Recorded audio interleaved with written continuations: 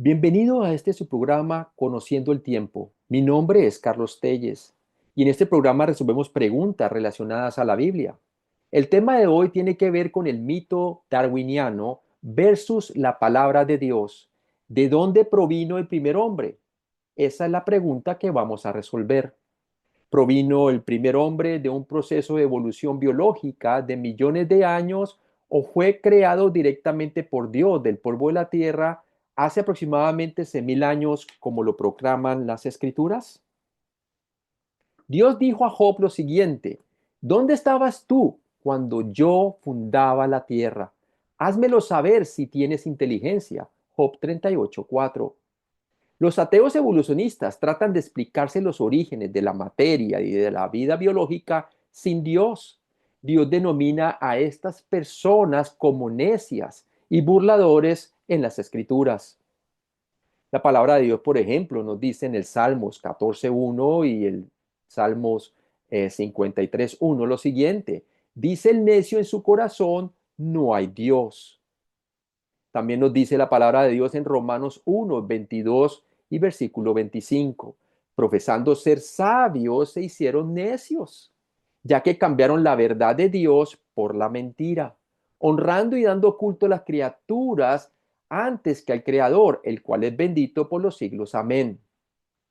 Segunda de Pedro 3, versículo 3 y versículo 5, también nos profetizó acerca de estos burladores que vendrían en el futuro, diciendo así: sabiendo primero esto, que en los postreros días vendrán burladores, andando según sus propias concupiscencias o deseos carnales.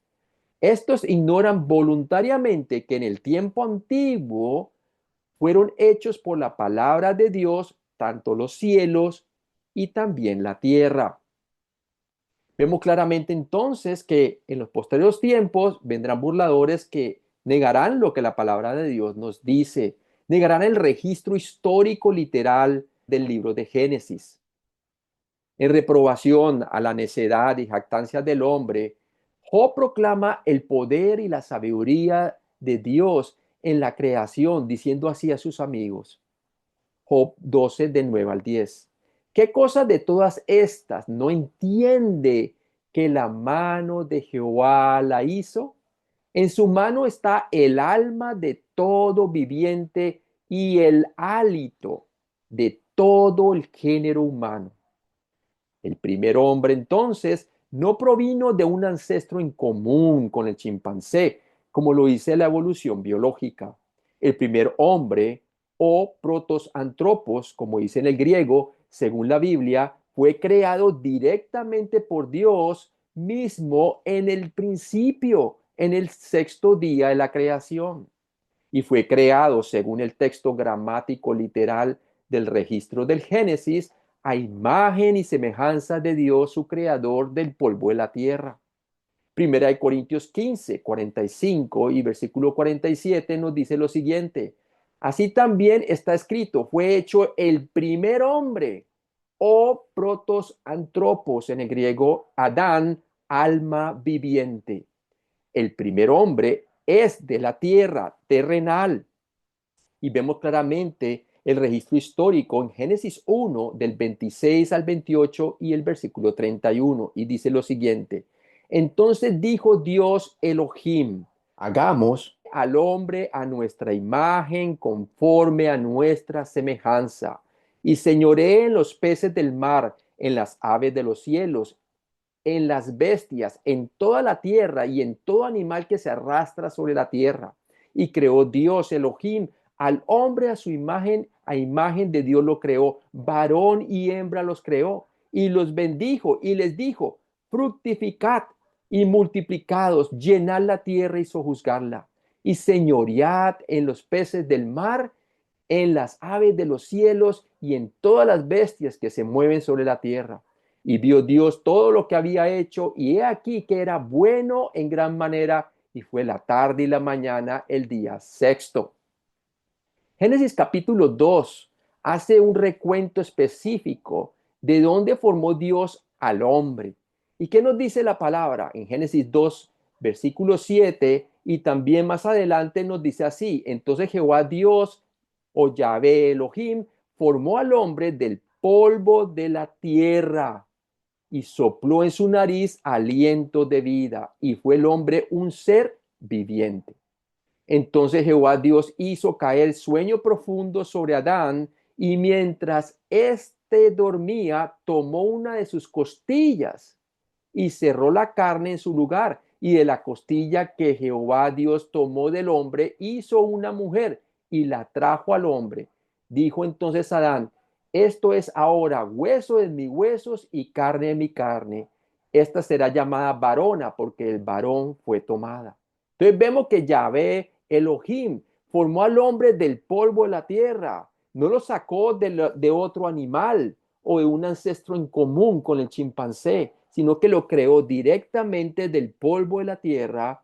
Y dice la palabra de Dios que hizo después caer en sueño profundo a Adán, y mientras éste dormía, tomó una de sus costillas y la cerró en su lugar e hizo la mujer. Entonces vemos claramente que el hombre no provino de las bestias. El hombre entonces fue creado directa y sobrenaturalmente aproximadamente 6.000 años atrás por el poder de Dios en el día sexto de 24 horas, al principio de la creación. Nunca hubo evolución. Cristo el Mesías lo confirmó y Pablo lo declaró. Mateo 19:4 nos dice: él respondió, les dijo, hablando Cristo, hablando de los fariseos, acerca de qué, del matrimonio. ¿No habéis leído que el que los hizo al principio, varón y hembra los hizo? Aquí vemos muy claramente que la creación del hombre y de la mujer fue muy cerca del principio. Exactamente lo vemos como lo dice Génesis capítulo 1, fue creado en el día sexto. Todos somos una sola raza, una sangre, la raza humana descendiente de dos antepasados, Adán y Eva. Mire lo que dice Hechos 17:26. Esto es lo que afirma Pablo. Y de una sangre, hablando de la sangre de Adán, ha hecho todo el linaje de los hombres para que habiten sobre toda la faz de la tierra, y les ha prefijado el orden de los tiempos y los límites de su habitación. Eso es Hechos 17:26. Primera de Corintios 15:39 nos hace una distinción entre la creación humana, la creación de las bestias, la creación de los peces y de la creación de las aves, mostrando claramente que ninguna provino de la otra, sino que todas fueron creadas, como lo dice el registro literal de Génesis capítulo 1, todas fueron creadas por la mano de Dios. Y nos dice así, Primera de Corintios 15:39, no toda carne es la misma carne, sino que una carne es la de los hombres, porque Dios hizo al hombre a su imagen y semejanza del polvo de la tierra, otra carne la de las bestias, otra la de los peces y otra de las aves. O sea que ni siquiera ninguna de las especies de los animales, la una se volvió la otra. Vemos claramente que Dios creó tanto al hombre aparte, como la carne de las bestias, como la carne de los peces y la de los aves en diferentes partes de su creación. Fueron creación directa de Dios, ninguna especie provino de la otra. Es más, cuando examinamos la genealogía literal de Jesús en Lucas 3, del 23 al 38, vemos que enfatiza la humanidad de Jesús y vemos que Jesús era hijo de Adán, o sea, el primer hombre, hijo de Dios, como lo dice el versículo 38. Así como hubo un primer hombre, Adán, también Jesús vino a ser el postrer Adán, el redentor, el que dio su vida por ti y por mí en la cruz para salvarnos de la condenación de nuestros pecados a través de la resurrección de entre los muertos. Entonces, vemos claramente con gran tristeza que algunos creyentes niegan el poder de Dios. Esto no solamente ha afectado al mundo incrédulo, esta mentira, sino que está afectando también a los creyentes, Porque algunos niegan el poder de Dios y se dejan engañar por el mito de la evolución darwiniana, llamándola ciencia. Algunos llegan hasta contradecir la Biblia textualmente, diciendo que Dios usó la evolución para crear al hombre indirectamente a través de un proceso de millones de años, o evolución teísta.